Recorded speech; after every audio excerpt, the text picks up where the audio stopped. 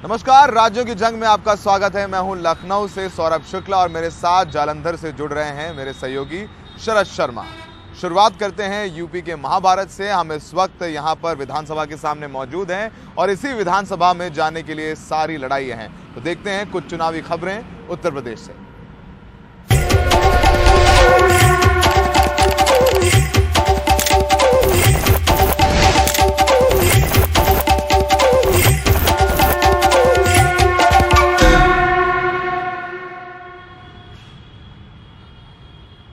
राष्ट्रीय लोकदल के प्रमुख जयंत चौधरी ने आज मुजफ्फरनगर के खतौली से अपने चुनाव प्रचार का आगाज किया। पश्चिमी उत्तर प्रदेश का मुजफ्फरनगर जिला बेहद महत्वपूर्ण है गठबंधन के लिए। आपको बताएं कि कल बीजेपी की ओर से जयंत चौधरी के लिए एक प्रस्ताव आया था, जिसमें कहा गया था कि जयंत चौधरी के लिए बीजेपी के दरवाजे हमेशा खुले हैं।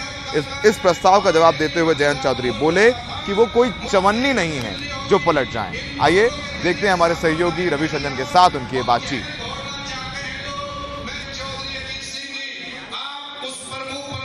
आज भी सुशोभित किया जाता है, उनको मंचों पर उनका सम्मान रखा जाता है।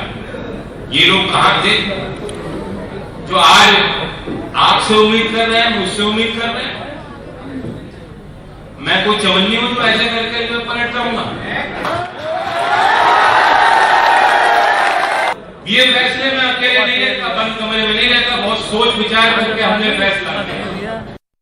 आपने अभी भाषण दिया, आपने कहा मैं चवन्नी नहीं हूं जो मैं चला जाऊंगा। तो जो गृह मंत्री ने आपको ऑफर दिया कि बीजेपी के दरवाजे अभी भी आपके लिए खुले हैं।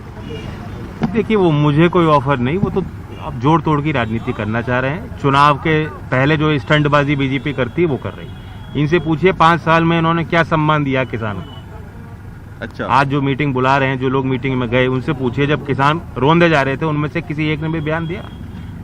सरकार में मलाई खाने को हैं ये लोग या जनता के मुद्दों को के लिए लड़ने के लिए हैं ये लोग? सर लेकिन एक शक कर रहे हैं लोग कि हो सकता है कि चुनाव के बाद आप चले जाए बीजेपी के पक्ष में। इन बातों का कोई आधार नहीं, निराधार बातें हैं। हम तो ईमानदारी से लगातार पहले दिन से किसानों के साथ रहे, हाथरस में हमने लाठियां खाई।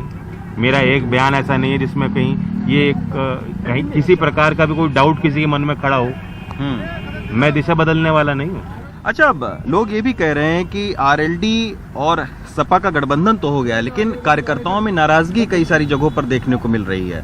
नहीं, ऐसा एक आध जगह विधानसभा पे जो टिकट मांग रहे थे, जब टिकट नहीं मिला, एक मायूसी और निराशा 1-2 दिन के लिए रहती है। अच्छा, लेकिन अब सब खत्म हो गया, सब लोग जुट गए काम करने। बीजेपी ने यूपी चुनावों में 80 बनाम 20 का नारा दिया है, तो इसका जवाब समाजवादी पार्टी का गठबंधन 15 बनाम 85 का दे रहा है। क्या इन चुनावों में समाजवादी पार्टी का गठबंधन का पिछड़ा कार्ड बीजेपी के हिंदू कार्ड पर भारी पड़ेगा? हमारे सहयोगी सौरभ शुक्ला ने बात की समाजवादी पार्टी के गठबंधन के एक अहम सहयोगी ओम प्रकाश राजभर से। आपने सबसे पहले पार्टी छोड़ी थी और आपने बोला था गुलामी छोड़ो समाज जोड़ो। इस बार लग रहा है कि जो अखिलेश यादव पिछड़ी जातियों के आरक्षण की बात कर रहे हैं, जातिगत जनगणना की बात कर रहे हैं, वो मुद्दा काम करेगा? पहले हम अंग्रेजों के गुलाम थे, आज हम नेताओं के गुलाम हैं। हम नेता के कहने पर, जो खास तौर से पिछड़े दलित नेता हैं, उनके कहने पर हम वोट देते हैं। लेकिन वो नेता जिस पार्टी में है, उस पार्टी में उसकी हिम्मत औकात नहीं है कि अपने नेता से, जो राष्ट्रीय अध्यक्ष या नेतृत्व कर रहा है, वो अपने हक की बात करे। इस नाते हम लोगों ने नारा दिया कि गुलामी छोड़ो और समाज जोड़ो। आज यूपी में भी आके पर्चा बांट रहे हैं डोर टू डोर।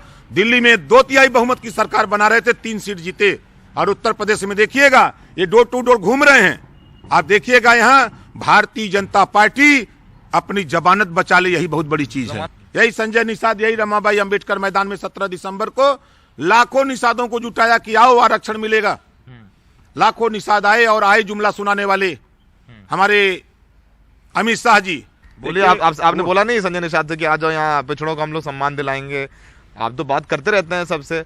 हम तो सबको न्योता दिए, हम सबको बताए कि देखो वहां कुछ नहीं है। आप देख लीजिएगा ना, संजय भैया रोते हुए आएंगे।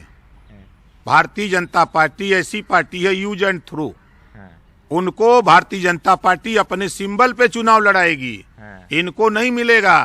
हाँ, अनुप्रिया पटेल थोड़ा चालाक हैं, वो थोड़ा चालाक हैं, लेकिन योगी जी ने उनको भी चालाकी उनकी भुलवा दिया। केंद्रीय गृह मंत्री अमित शाह आज मथुरा पहुंचे। पहले उन्होंने बांके बिहारी का दर्शन किया, उसके बाद वो डोर टू डोर प्रचार करते नजर आए। आपको बताएं कि मथुरा के बाद अमित शाह ग्रेटर नोएडा के एक चुनावी कार्यक्रम में पहुंचे हैं, जहां वो बीजेपी के उम्मीदवारों के लिए वोट मांग रहे हैं। मथुरा के बाद अमित शाह ग्रेटर नोएडा पहुंचे, जहां उन्होंने बीजेपी के उम्मीदवारों के लिए घर घर जाकर वोट मांगा।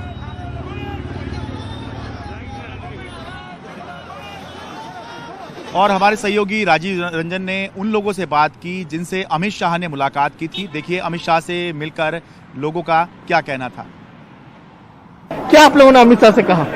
अभी कुछ कहने का तो मौका नहीं मिला, लेकिन हम लोग इतने उत्साहित है, सभी लोग, हम क्या सभी एक दूसरे के ऊपर सब चाह रहे थे कि हम अमित शाह जी को देख लें एक नजर। बिल्कुल दिवाली होली जैसा त्योहार बिल्कुल मन रहा है हम लोग क्या। लेकिन यहाँ पर लोगों की नाराजगी भी है, खासतौर से गुर्जर समाज के लोगों की नाराजगी है, उनसे कहा यह जा रहा है। नहीं, ये झूठ है, ऐसा कुछ भी नहीं है, सब गुर्जर समाज उनके साथ है। हमसे कहा है कि आप मोदी और योगी जी की सपोर्ट कीजिए और उत्तर प्रदेश में भाजपा की सरकार बनेगी 101% बनेगी। लेकिन कहा यह जा रहा है कि बीजेपी से लोगों को कुछ नाराजगी है यहाँ पर। नाराजगी नहीं है, सब खुश है, कोई नाराजगी नहीं है, सब खुश है। भैया जी नाराजगी किसी को नहीं है, खाली बीजेपी को डाउन करने के लिए अपोजिट वाले ऐसे अफवाह उड़ा रहे हैं, जिसका हम लोग बर्खास्त करें, हम लोग उनके डट के सामना करेंगे।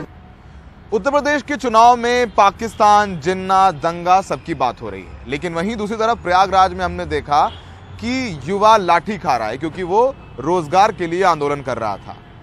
जहां आप तमाम राजनीतिक दलों को सुन रहे हैं, वहीं हमने बात की उन युवाओं से जो रोजगार के लिए लाठी खा रहे हैं, जो सालों से परीक्षा की तैयारी कर रहे हैं, पर चुनाव में उनकी कोई बात ही नहीं हो रही है। देखिए हमारे साथ यूपी के युवाओं की बातचीत।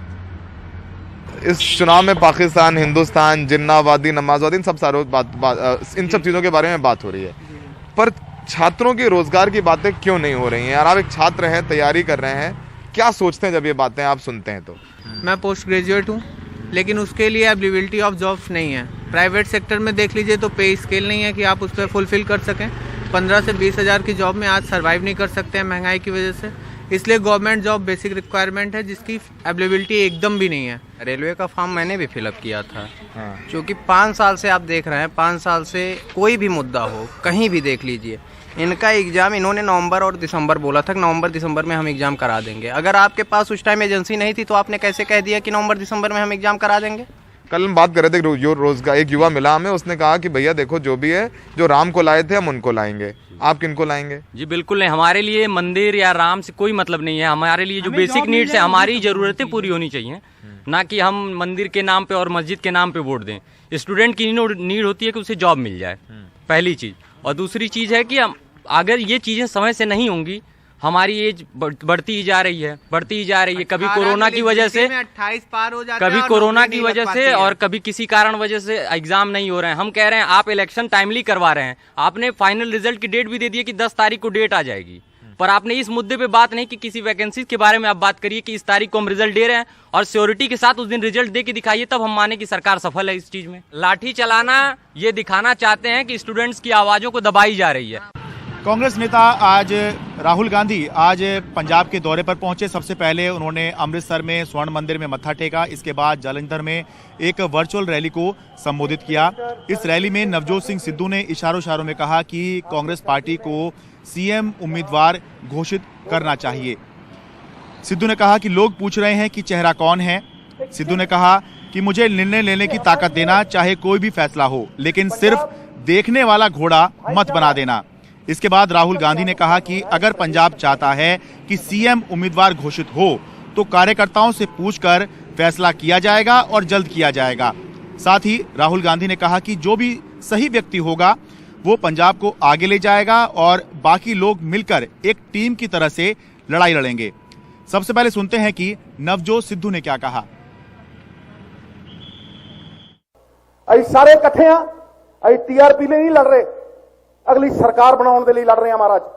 और अगली सरकार बनाने लिए नीहां च भी चिंती नवजोत सिंह सिद्धू ने उफ कर गया, लेकिन निर्णय लेने की ताकत दईओ, भावें कोई निर्णय होए, बस दर्शनी घोड़ा ना बना दियो, बाकी सब ठीक है। बोले सो निहाल। अगर कांग्रेस पार्टी चाहती है, क्योंकि आमतौर से हम ये नहीं करते हैं, मगर अगर कांग्रेस पार्टी चाहती है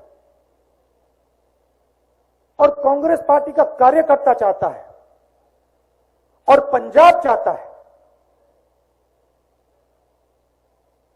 तो फिर हम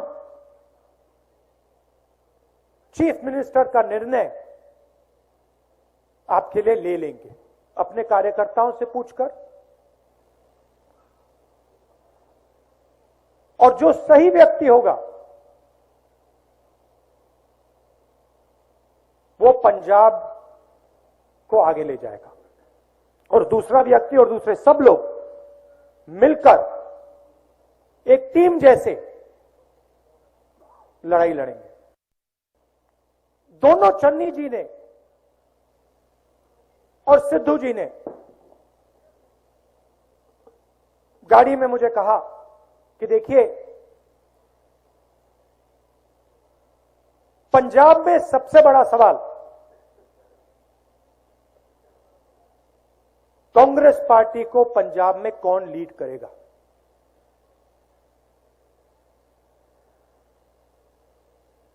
और दोनों ने मुझे आश्वासन दिया और मैं बहुत खुश हुआ